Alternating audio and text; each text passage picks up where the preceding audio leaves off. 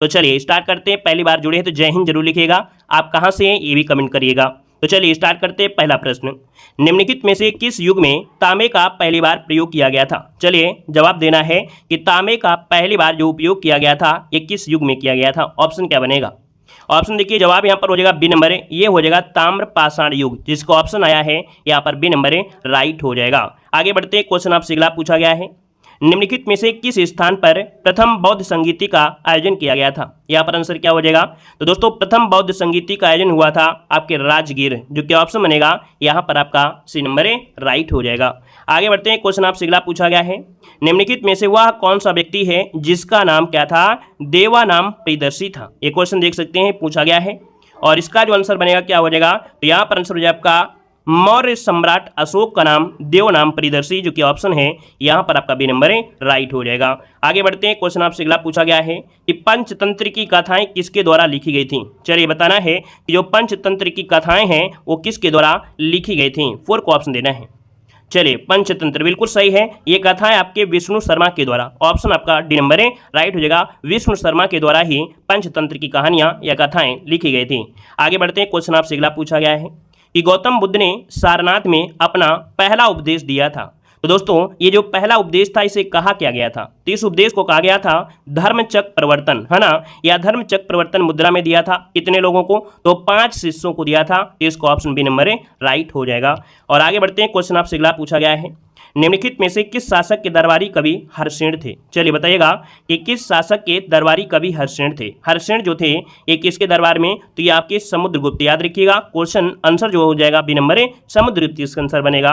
और आगे बढ़ते हैं। क्वेश्चन आपसे अगला पूछा गया है कि गौतम बुद्ध को ज्ञान किस नदी के तट पर प्राप्त हुआ था? दोस्तों हमने बताया है कि हमने सिलेबस से आधारित कंप्लीट हिस्ट्री कंप्लीट कर दिया है, मतलब जो हिस्ट्री है वो पूरी कंप्लीट हो गई है। जो आपका सिलेबस में पूछा जाना है उसको भी आप लोग प्लेलिस्ट में देख लीजिएगा। जो बच्चे बाद में जुड़े हमारे चैनल से, है ना, तो आपके जितने हमने मॉडल पेपर कराया है ना, यहाँ पर करंट अफेयर की करा दिया है, तो इनको आप लोग प्लेलिस्ट में जरूर देख लीजिएगा। क्योंकि आपको पीईटी पास नहीं करना है, पीईटी में टॉप करना है। और टॉप तभी करेंगे जब आपके अंदर जुनून होगा और एक अंदर ये जिज्ञासा होगी कि हमको मेंस एग्जाम में बैठना है। मेंस एग्जाम में बैठने से कोई नहीं रोक सकता है। तो आप लोग दिन रात मेहनत करिए, है ना, सिलेबस आधारित पढ़िए और बेहतर क्लास से पढ़िए, फास्ट रिवीजन करिए। देखिए गौतम बुद्ध को ज्ञान किस नदी के तट पर? तो आप क्या कहेंगे? यहां पर हो जाएगा बी नंबर है, याद रखिएगा, निरंजना, जिसको ऑप्शन है बी नंबर है, राइट हो जाएगा बी नंबर। आगे बढ़ते हैं। क्वेश्चन दिया गया है कि हर्षवर्धन के शासनकाल के दौरान निम्नलिखित में से कौन सी नई राजधानी थी जो कि थानेश्वर से स्थानांतरित की गई थी? दोस्तों थानेश्वर से राजधानी स्थानांतरित करके ये कहाँ पर लाए थे? तो थानेश्वर के बाद ये कहाँ पर आए थे? तो आपके कन्नौज में, है ना। याद रखिए क्वेश्चन 2 प्रकार से होता है कि हर्षवर्धन की दूसरी राजधानी कौन थी? तो दूसरी राजधानी कन्नौज, पहली राजधानी थानेश्वर, है ना। तो इसको ऑप्शन बनेगा यहाँ पर नंबर है, राइट हो जाएगा। आगे बढ़ते हैं। क्वेश्चन आपसे अगला पूछा गया है, कह रहा हड़प्पा सभ्यता के दौरान डांसिंग गर्ल अर्थात जो नृत्य थी इसकी कांस्य की प्रतिमा बनाने के लिए तकनीकी का इस्तेमाल किया गया था। तो दोस्तों ये जो डांसिंग गर्ल थी, नृत्य करती हुई जो बालिका थी, इसको बनाने के लिए कौन सी तकनीकी का इस्तेमाल किया गया था? तो दोस्तों याद रखिएगा ये तकनीकी थी मोम लोपी ढलाई, या कह सकते हैं कास्टिंग, है ना। यहाँ पर जो आंसर होगा बी नंबर, मोम लोपी ढलाई। अर्थात दोस्तों आपने यूट्यूब में देखा होगा कि बहुत लोग यहाँ पर मोम में क्या करते हैं, कुछ डालते हैं, इसके बाद वो क्या होता है उसी साइज में हो जाता है। तो ये होता है मोम लोपी ढलाई, है ना। तो यहाँ पर आंसर आपका बी बनेगा। आगे बढ़ते हैं। क्वेश्चन आपसे दिया गया है, कह रहा है सिंधु सभ्यता में घोड़े की अस्थियों के अवशेष कहाँ मिले? चलिए बताइएगा कि सिंधु सभ्यता में घोड़े की अस्थियों के अवशेष कहाँ मिले थे? 10 नंबर का ऑप्शन क्या हो जाएगा? तो दोस्तों यहाँ पर याद रखिएगा ये हो जाएगा सुरकोटदा, याद रखिएगा सुरकोटदा, जो कि ऑप्शन है यहाँ पर आपका डी नंबर है, राइट हो जाएगा डी नंबर। आगे बढ़ते हैं। क्वेश्चन आपसे अगला पूछा गया है, कह रहा है आपसे हड़प्पा सभ्यता के एक हिस्से लोथल की खोज किसने की थी? बताइएगा कि हड़प्पा सभ्यता के एक हिस्से लोथल की जो खोज किया वो किसने किया था? लोथल की खोज पूछा गया है। यहाँ पर आंसर क्या हो जाएगा? दयाराम साहनी नहीं होगा भाई, यहाँ पर लोथल बोला है, लोथल हो जाएगा यहाँ पर SR राव, जो कि ऑप्शन है यहाँ पर सी नंबर है, राइट बनेगा। और आगे बढ़ते हैं। क्वेश्चन आपसे अगला पूछा गया है, कह रहे हैं मौर्यकालीन भारत के विवरण वाली इंडिका के लेखक कौन है? तो दोस्तों मौर्यकालीन भारत का विवरण अर्थात उसके बारे में बताया गया है ये इंडिका में। दोस्तों तो इस इंडिका को लिखा किसने है, इस इंडिका के बारे में? तो यहाँ पर आंसर आपका सी हो जाएगा मेगास्थनीज। दोस्तों याद रखिए मेगास्थनीज की ये पुस्तक है इंडिका, और इंडिका में संपूर्ण भारत जो कि मौर्यकालीन भारत के बारे में बताया गया है। आगे बढ़ते हैं। क्वेश्चन आपसे अगला पूछा गया है, कह रहा है कि भारतीय इतिहास में धन्वंतरी कौन थे? भारतीय इतिहास में धन्वंतरी का नाम आपने जरूर सुना होगा। यहाँ पर देखिए 7 का ऑप्शन क्या बनेगा, चलिए 74 में, तो यहाँ पर ऑप्शन बनेगा कि चंद्रगुप्त विक्रमादित्य की सभा का सुशोभित करने वाले ये आपके चिकित्सक थे, आपके धन्वंतरी। तो ऑप्शन बनेगा यहाँ पर सी नंबर राइट हो जाएगा, चंद्रगुप्त विक्रमादित्य जिन्हें चंद्रगुप्त द्वितीय के नाम से जाना जाता है। क्लियर है। यहाँ पर आगे बढ़िए, क्वेश्चन आपसे दिया गया है कि चरक संहिता संबंधित है। जो चरक संहिता है ये संबंधित है, किससे संबंधित है, यहाँ पर जवाब देना है। यहाँ पर देखिए ऑप्शन क्या हो जाएगा, सी नंबर, याद रखिए चिकित्सा से, किससे है, चिकित्सा, ऑप्शन सी बनेगा। आगे बढ़ते हैं, क्वेश्चन आपसे दिया गया है निम्नलिखित में से कौन सा जोड़ा सही नहीं है, कौन सा जोड़ा सही नहीं है, तो चलिए यहाँ पर जवाब देना है। कह रहा है औरंगजेब की मृत्यु, दोस्तों याद रखिएगा कि जो औरंगजेब की मृत्यु हुई थी वो कब हुई थी, बताइए। तो यहाँ पर दिया गया 1709 में, क्या 1709 में हुई थी, नहीं 1707 में, क्या 1707 में हुई थी, अर्थात गड़बड़ी है ऑप्शन ए नंबर पे, ठीक है ना। वहीं पर मुस्लिम युग की जो शुरुआत हुई थी 662 ईस्वी में, है ना। यहाँ पर शक संवत की शुरुआत हुई थी, वो आपकी कब हुई थी, 78 में, है ना। और यहाँ पर वो भी ईस्वी, यहाँ पर कलिंग का युद्ध हुआ था कब, तो आपके 261 ईस्वी पूर्व में हुआ था। तो ऑप्शन आपका गलती है ए नंबर। आगे बढ़ते हैं, क्वेश्चन दिया गया है निम्नलिखित किस क्रम में भारत आए थे। दोस्तों ये बताना है कि इस कौन से क्रम में सबसे पहले कौन आया। यहाँ पर देखिए जवाब क्या हो जाएगा। तो सबसे पहले दोस्तों यहाँ पर आया था कौन सा, फायान, ठीक है, कौन आया था, फायान आया था। इसके बाद यहाँ पर हुएनसांग आया था, फिर इसके बाद यहाँ पर टॉमस रो आया था। अब इतना तो आपको मालूम हो गया है कि फायान आया था किसके समय, चंद्रगुप्त द्वितीय के समय आया था। हुएनसांग हर्षवर्धन के समय आया था। तो टॉमस रो तो भैया अंग्रेज है ना, जहांगीर के समय। तो इसका मतलब क्रम आपका बिल्कुल सही है, ऑप्शन बी नंबर है यहाँ पर हो जाएगा राइट। आगे बढ़ते हैं, क्वेश्चन दिया गया है कि विश्व प्रसिद्ध खजुराहो मूर्ति कला स्थित है। और दोस्तों याद रखिए खजुराहो से क्वेश्चन बनता ही बनता है। ये जो खजुराहो मूर्ति कला है ये कहाँ पर है, देखिए 78 का ऑप्शन हो जाएगा सी नंबर है, आपके मध्य प्रदेश के छतरपुर जिले में है, यहाँ पर ऑप्शन सी बन जाएगा। आगे बढ़िए, क्वेश्चन आपसे दिया गया है, यहाँ पर आपसे कह रहा है निम्नलिखित में से कौन से संत शिवाजी के समकालीन थे। यहाँ पर जवाब देना है निम्न में से कौन से संत शिवाजी के समकालीन थे। शिवाजी के समकालीन दोस्तों ये संत थे आपके तुकाराम, याद रखिएगा तुकाराम बता देना, ऑप्शन आपका डी नंबर है राइट हो जाएगा, डी नंबर। आगे बढ़ते हैं, क्वेश्चन आपसे दिया गया है कि भारत में शासन करने वाले दिए गए शासकों का कालक्रम सही इनमें से क्या है। तो देखिए सबसे क्रम में देखा जाए तो कौन सबसे यहाँ पर आए थे पहले, तो देखो यहाँ पर इल्तुतमिश का तो नाम सुने होंगे भैया, इल्तुतमिश, है ना, इल्तुतमिश हो गया। इसके बाद यहाँ पर इल्तुतमिश के बाद यहाँ पर आया कि देखिए आपका अलाउद्दीन खिलजी हो गया, है ना। अलाउद्दीन खिलजी के बाद आपका शेरशाह सूरी, फिर आपका अकबर, है ना। देखिए ऑप्शन आपका सी नंबर है, यहाँ पर मैच कर जाएगा, तो ऑप्शन बनेगा आपका सी नंबर हो जाएगा। आगे बढ़ते हैं, क्वेश्चन आपसे दिया गया है कि जजिया फिर से लगाने वाले मुस्लिम शासक का नाम बताना है, अर्थात जो जजिया कर था इसको दोबारा से लागू करने वाला इनमें से कौन सा शासक था। तो जजिया को पुनः से स्टार्ट किया दोस्तों ये है आपका औरंगजेब, जिसे जिंदा पीर कहा जाता है। क्या बोलते हैं, जिंदा पीर कहते थे, ऑप्शन बी नंबर है राइट हो जाएगा। यहाँ पर आगे बढ़ते हैं, क्वेश्चन दिया गया है, देखो दिया गया है कि संगमरमर पर पिट्राड्यूरा अर्थात पित्रादूरा ये रंगीन पत्थर की जड़ाई का काम के समय में बहुत लोकप्रिय हुआ था। दोस्तों 77 की अगर बात करते हैं तो दोस्तों ऑप्शन बी हो जाएगा, यहाँ पर शाहजहां के समय ये बहुत ही लोकप्रिय हुआ था। याद रखिएगा पिट्राड्यूरा शैली अर्थात रंगीन कांच के जो टुकड़े थे, है ना, वो कहाँ पर लगाए गए थे, वो कहाँ पर लगाए गए थे। तो यहाँ पर दोस्तों याद रखिएगा ये क्वेश्चन कई बार पूछा भी गया है ना। यहाँ पर जो आपकी नूरजहां थे उनके पिता, है ना, मिर्जा गयास, उनकी कह सकते हैं कब्र पर लगाया गया था। यहाँ पर अगला क्वेश्चन दिया गया है निम्नलिखित में से किस सेना की ताकत छापामार या गुरिल्ला नीति थी। तो दोस्तों ये बताना है छापामार या गुरिल्ला नीति ये आपके संबंधित है, ये किस सेना की महान ताकत थी उस समय। तो दोस्तों याद रखिए मराठा की, ये मराठा की महान ताकत होती थी छापामार, गुरिल्ला या छिप कर वार करना, ऑप्शन बनेगा आपका ए नंबर हो जाएगा। आगे बढ़ते हैं, क्वेश्चन आपसे अगला पूछा गया है, यहाँ पर दिया गया है सिराज उद दौला किस युद्ध में अंग्रेजों से पराजित हुआ था। बताना है सिराज उद दौला किस युद्ध में अंग्रेजों से पराजित हुआ, यहाँ पर आंसर क्या बनेगा।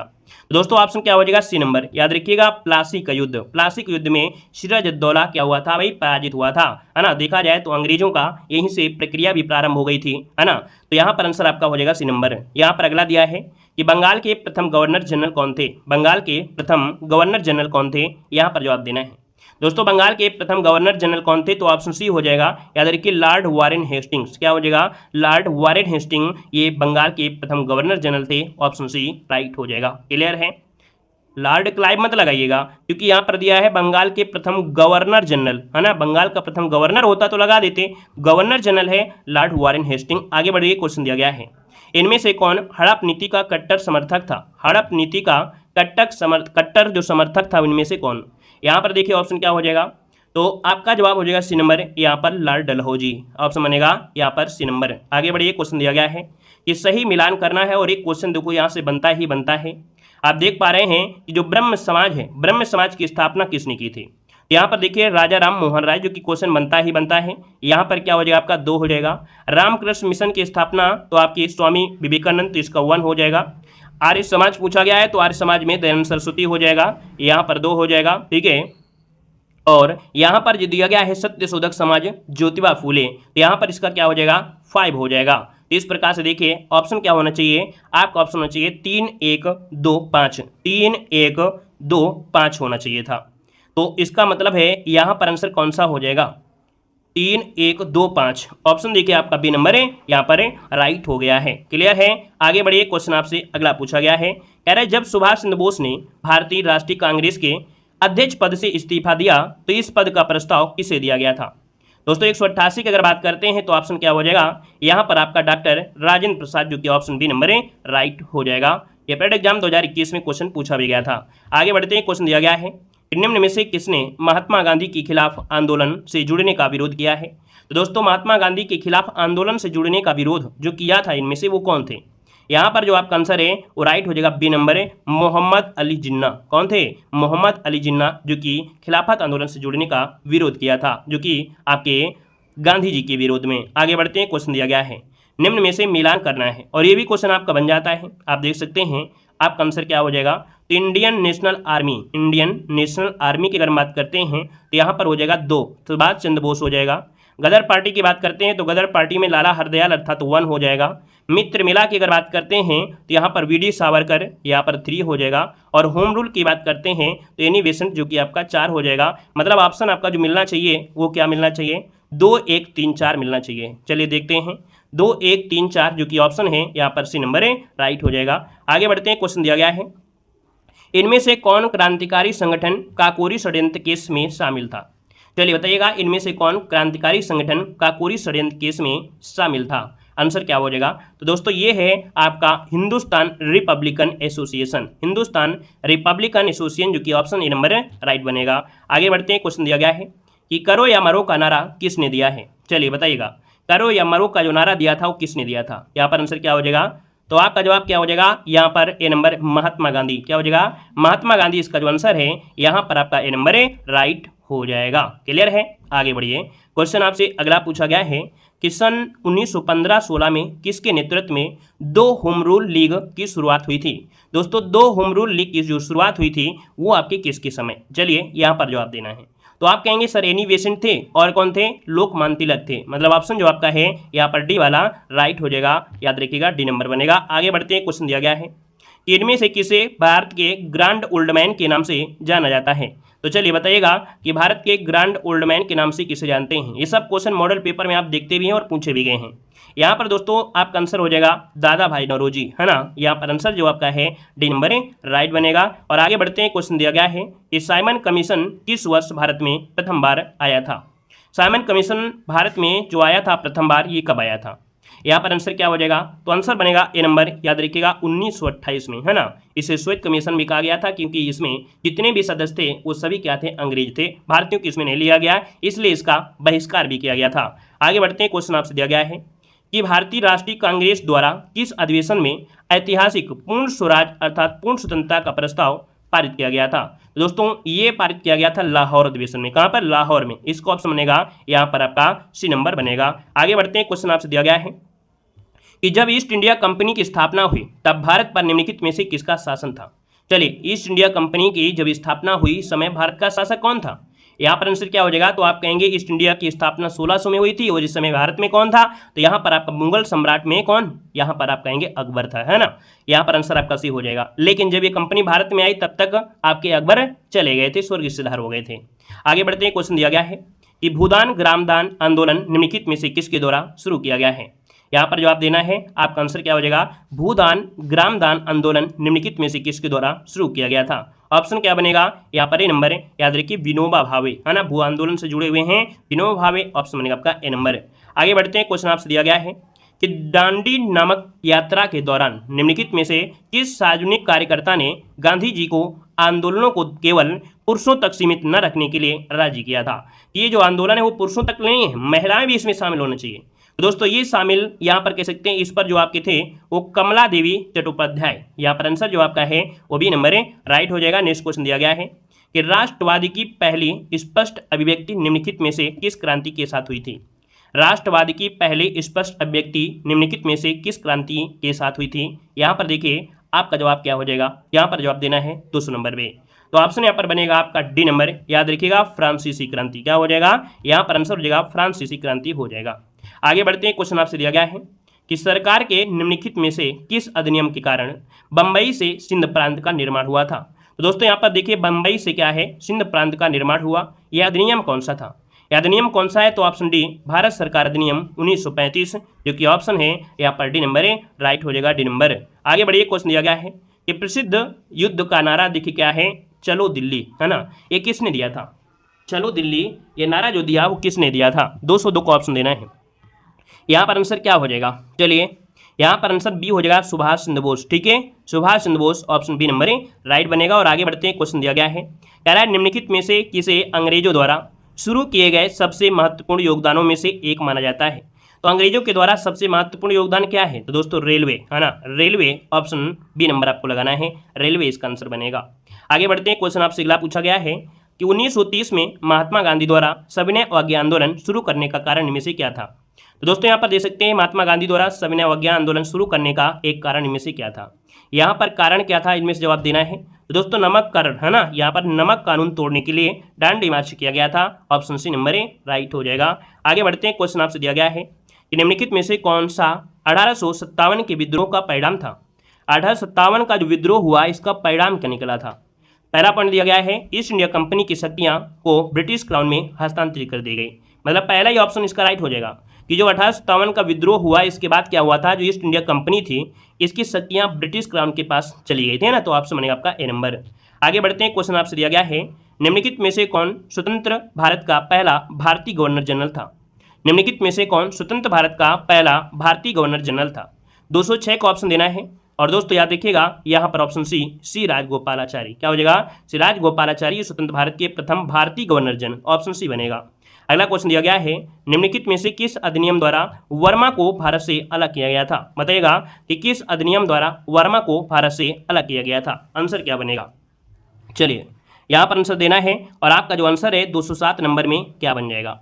207 का ऑप्शन बनेगा, याद रखिएगा ये भारत सरकार अधिनियम 1935, जिसको ऑप्शन आया है ए नंबर है, राइट हो जाएगा। भारत सरकार अधिनियम 1935 में ये जो वर्मा है भारत से अलग हुआ था। आगे बढ़ते हैं, क्वेश्चन दिया गया है कि भारत को ब्रिटिश नियंत्रण से मुक्त करने के लिए भारतीय राष्ट्रीय सेना का गठन किसने किया था? चलिए यहाँ पर जवाब देना है कि भारत को ब्रिटिश नियंत्रण से मुक्त करने के लिए भारतीय राष्ट्रीय सेना का गठन जो किया वो किसने किया था? दोस्तों याद रखिएगा ये किया था आपके कैप्टन मोहन सिंह। कौन? कैप्टन मोहन सिंह, ऑप्शन बनेगा। यहाँ पर आपको सी नंबर लगाना है, याद रखिएगा, ठीक है, क्योंकि सभी ऑप्शन में है। ठीक है, आगे बढ़िए, क्वेश्चन दिया गया है निम्नलिखित में से किस सेना की ताकत छापामार या गुरिल्ला रणनीति थी? दोस्तों यहाँ पर आंसर क्या हो जाएगा?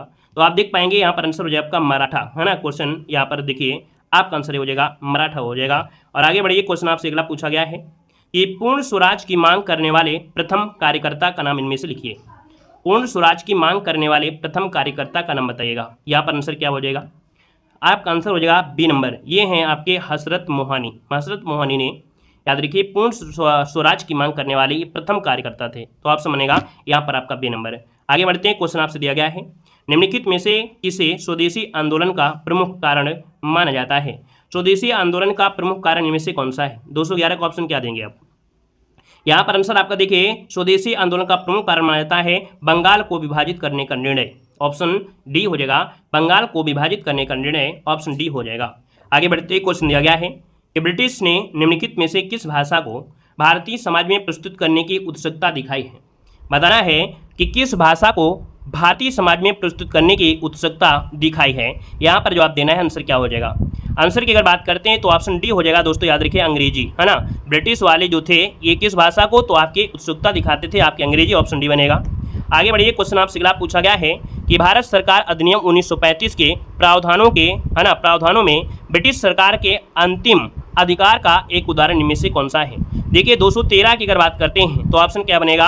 याद रखिएगा 1935 के प्रावधानों में ब्रिटिश सरकार के अंतिम अधिकार का उदाहरण क्या था कि जो प्रांतीय सरकार है, क्या है यहाँ पर याद रखिए, प्रांतीय सरकारों का गवर्नर के लिए विशेष शक्तियाँ, ये हैं प्रांतीय सरकारों का गवर्नर के लिए विशेष शक्तियाँ। ऑप्शन ए बन जाएगा राइट। अगला क्वेश्चन दिया गया है कि फॉरवर्ड ब्लॉक की स्थापना निम्नलिखित में से किसके द्वारा की गई थी? बताएगा कि फॉरवर्ड ब्लॉक की स्थापना किसके द्वारा की गई थी? ऑप्शन क्या हो जाएगा?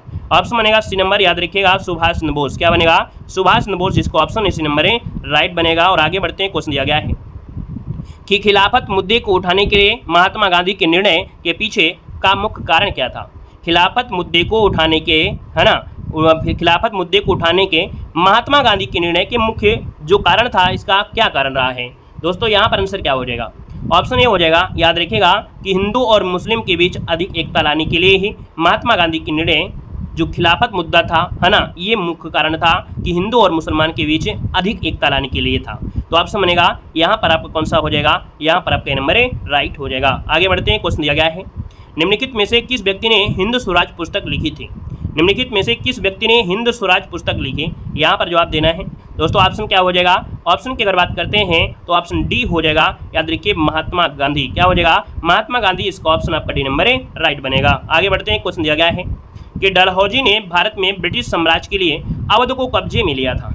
चलिए बताइए, डलहौजी ने भारत में ब्रिटिश साम्राज्य के लिए अवध को कब्जे में लिया था। तो अवध को जो कब्जे में लिया, ये कैसे लिया था? तो दोस्तों याद रखिएगा यहाँ पर हड़प नीति के माध्यम से। क्या? हड़प नीति के माध्यम से। ऑप्शन डी राइट हो जाएगा दोस्तों, याद रखिएगा। आगे बढ़िए, क्वेश्चन दिया गया है निम्नलिखित में से किन के द्वारा 1857 की क्रांति की शुरुआत की गई थी? बताइएगा कि 1857 की जो क्रांति की शुरुआत हुई थी, ये किसके द्वारा की गई थी? आंसर क्या बनेगा? चलिए भाई, यहाँ पर जो आंसर है वो आपका राइट आंसर क्या हो जाएगा? ये शुरुआत की गई थी ए नंबर सिपाहियों के द्वारा। किसके द्वारा? सिपाहियों के द्वारा, ऑप्शन ए हो जाएगा। और आगे बढ़िए, क्वेश्चन दिया गया है कि बंगाल में आंदोलन के दौरान तिरंगा झंडा जो कि लाल हरा पीला डिजाइन किया गया था। तो दोस्तों ये बताना इसका आंसर क्या हो जाएगा? यहाँ पर आप कहेंगे सर इसका आंसर बनेगा सी नंबर स्वदेशी, अर्थात कि बंगाल में स्वदेशी आंदोलन के दौरान तिरंगा झंडा लाल हरा पीला ये डिजाइन किया गया था। ऑप्शन सी राइट हो जाएगा। आगे बढ़ते हैं, क्वेश्चन दिया गया है कि खलीफा की अस्थायी शक्तियों की रक्षा के लिए मार्च में बॉम्बे में एक खिलाफत समिति का गठन किया गया था। तो खिलाफत समिति का गठन किया गया, बताना है मार्च कब? तो आप कहेंगे सर इसका आंसर बनेगा ए नंबर 1919। याद रखिएगा कि खलीफा की अस्थायी शक्तियों की रक्षा के लिए मार्च 1919 में बॉम्बे में एक खिलाफत समिति का गठन किया गया। ऑप्शन ए हो जाएगा। आगे बढ़ते हैं, क्वेश्चन दिया गया है कि भारत सरकार अधिनियम 1935 के अनुसार मुख्य न्यायाधीश के साथ कितने न्यायाधीशों की नियुक्ति की गई थी? तो दोस्तों ये बताइएगा कि जब मुख्य न्यायाधीश के साथ कितने न्यायाधीशों की नियुक्ति, ये कब बात हो रही थी? 1935 अधिनियम में। यहाँ पर आंसर क्या हो जाएगा? तो दोस्तों यहाँ पर कह रहा है कि मुख्य न्यायाधीश के साथ, तो आपका आंसर है यहाँ पर हो जाएगा 6 हो जाएगा। क्या हो जाएगा? यहाँ पर आंसर है आपका बी नंबर राइट हो जाएगा दोस्तों। मुख्य न्यायाधीश के साथ कितने न्यायाधीश? तो दोस्तों याद रखिए ऑप्शन बी राइट हो जाएगा। और अगला क्वेश्चन दिया गया है निम्नलिखित में से कौन सी घटना की प्रक्रिया में भारत छोड़ो आंदोलन चलाया गया था? भारत छोड़ो आंदोलन जो चलाया गया, ये आपका बताइएगा कि कौन सा आपका हो जाएगा, कौन सी प्रक्रिया होगी? कैबिनेट मिशन, वेबल योजना, साइमन कमीशन रिपोर्ट या क्रिप्स मिशन? तो दोस्तों याद रखिएगा यहाँ पर क्रिप्स मिशन की विफलता, याद रखिएगा कि कौन सी घटना? तो क्रिप्स मिशन की विफलता की घटना की प्रक्रिया में भारत में भारत छोड़ो आंदोलन चलाया गया था। तो ऑप्शन बनेगा यहाँ पर आपका डी नंबर राइट हो जाएगा दोस्तों, है ना। तो इस प्रकार से दोस्तों यहाँ पर देखिए आपके कंप्लीट होते हैं आपके हिस्ट्री के क्वेश्चन। कितने? हिस्ट्री के क्वेश्चन आपके कंप्लीट होते हैं। हम लोग नेक्स्ट क्लास में अर्थात जो दूसरा वीडियो होगा उसमें हम भारतीय राज्य व्यवस्था से क्वेश्चन पूछेंगे, क्योंकि यहाँ से क्वेश्चन काफ़ी पूछे गए हैं, क्योंकि 5 नंबर तो आपके है ही है, ये है ना, 5 नंबर तो होते हैं। अब आप बताइए 2021-2022 में 4 शिफ्ट हो गए, 8 हो गए, 8 × 40 क्वेश्चन तो आपको यहीं से बन जाएंगे। 2 क्वेश्चन और बनेंगे आपकी समान जागरूकता से, तो यहाँ पर 4 दूनी 8, लगभग 50 क्वेश्चन आपको यहाँ पर यहीं से मिल जाएंगे। और इतना क्वेश्चन आप मिल जाते हैं, इतना पढ़ लेते हैं, तो भैया आप जो पेट एग्जाम में जाएंगे ना, वो मॉडल पेपर में यही क्वेश्चन मिलेंगे, क्योंकि घूम फिर के क्वेश्चन आपके यही आपके आने हैं, याद रखिएगा। चलिए आज की क्लास में रखते हैं। धन्यवाद। जय हिंद।